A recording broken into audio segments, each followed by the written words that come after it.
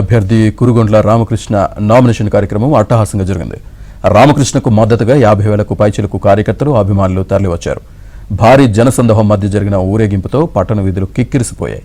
ప్రజలు చంద్రబాబు పాలన కోసం ఎదురుచూస్తున్నారని, అప్పులు తేవడమే తప్ప సంపద సృష్టించి రెవెన్యూ పెంచే పాలన సమర్థత జగన్కు లేదని అన్నారు రామకృష్ణ.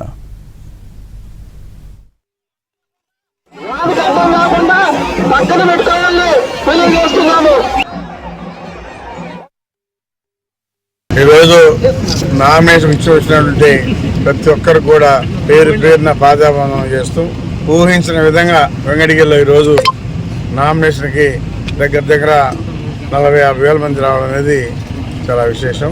నామినేషన్ చాలా బాగా జరిగింది. అందుకనే ప్రజలందరూ కూడా ఈరోజు ఈ రాష్ట్ర పరిపాలన చూసి ప్రతి ఒక్కరు కూడా రాక్షస పరిపాలన కావాలా, సుపరిపాలన కావాలా ప్రజలు తేల్చుకోవాలి.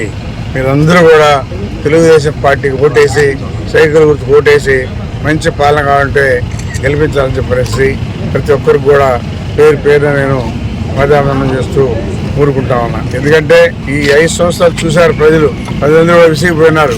ఎప్పుడెప్పుడు తెలుగుదేశం వస్తుందా అని చెప్పని కూడా చూస్తూ ఉన్నారు.